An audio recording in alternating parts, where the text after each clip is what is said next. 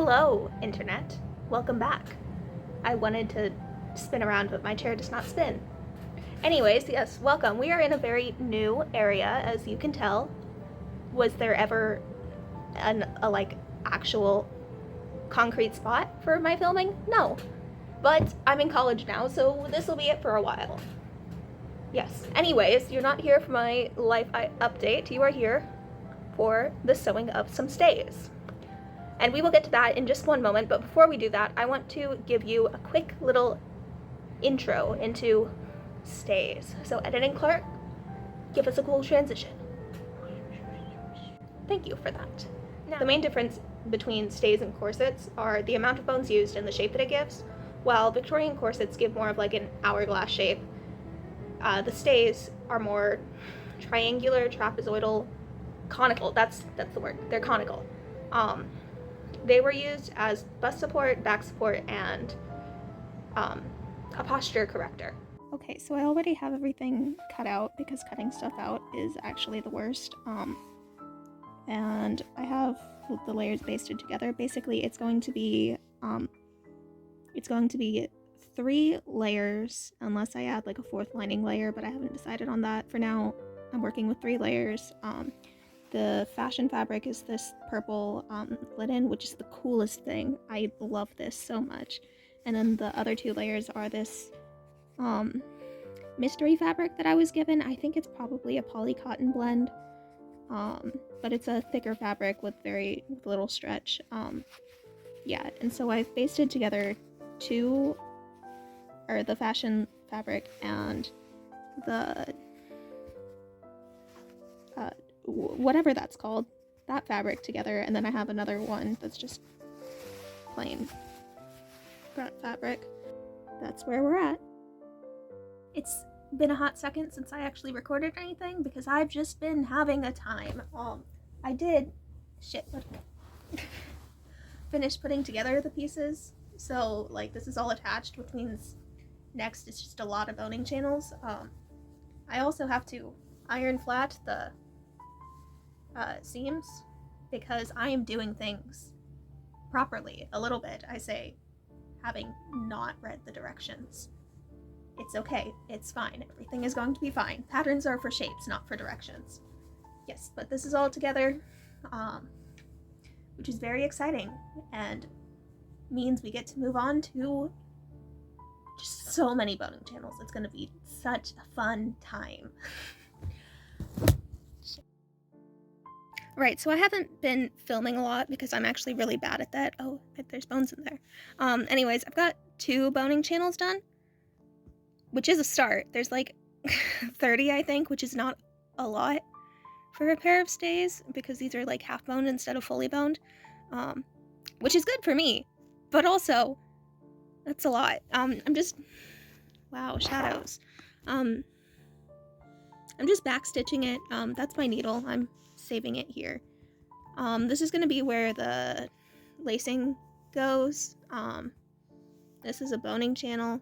This is going to be a boning channel. Yeah, and so I've started. It's a mess right now, but it will get, what am I doing? It will get better. That's the plan, at least. All right, so this is an angle. It's about 11 p.m., so all sense of anything is gone. But we've gotten a few more boning channels done. That's exciting. Almost done with the first. This is difficult panel thingy. Woo! Alright, so we have finally, this took forever, gotten all of the boning channels. I don't know if you can even see it. You see the white bits? Yeah. We got them all in, which means now it's time to put the bones in. And then you just have to bind it and do the lacing holes and bam, it stays. I'm fairly certain that the boning channels was the part that would take the longest because just look at it. There's so many of them. The binding's still gonna take a while, but you know, the biggest part is over, and now bones. I got a big roll of the synthetic whalebone from Burnley and Trowbridge. A bunch of that, and I'm just gonna cut it down to size and stick it in there and throw the binding on. It's still in the package that it came in because I haven't opened it yet. Hopefully this doesn't take nearly as long as the rest of it because we're almost there. Bones are in.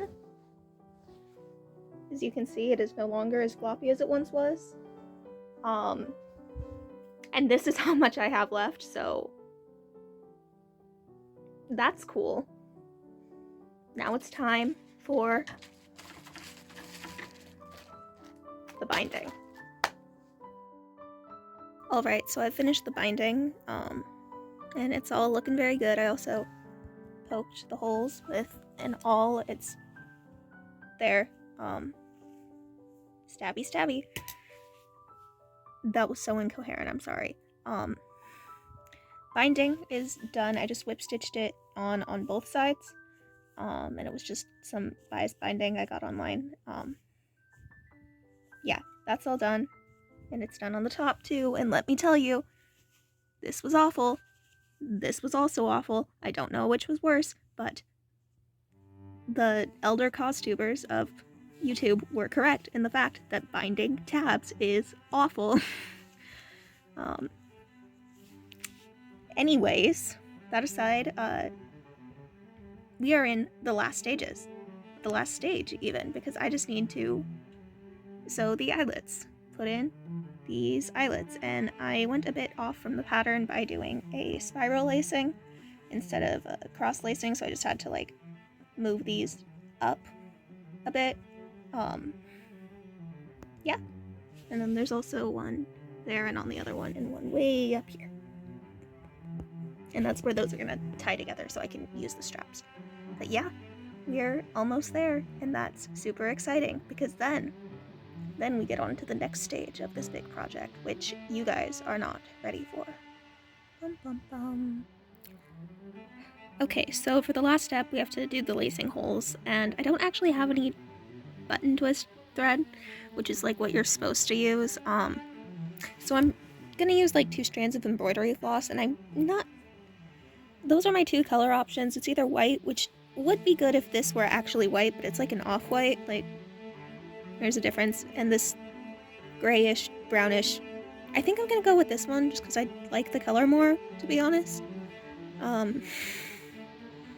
Wow, that's not very focused. Yeah, there we go. I'm gonna use that one, I think. We're almost there. And now for the grand reveal.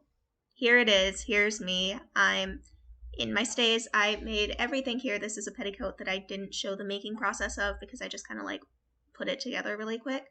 But there's the shift that I made in my last video, and there's the stays. Look at them. They fit. And the scarf thing I'm wearing is just something I stole from my mom. But yeah, there we go. Alright, thank you for watching this video. I hope you enjoyed. Just a reminder, it's part of a playlist, or no, it's part of a series that I'm going to put into a playlist even. You can see the first episode in the playlist, and I'll try and make it pop up wherever it pops up, but I'm not sure if I know how to do that. It'll definitely pop up at the end, I think.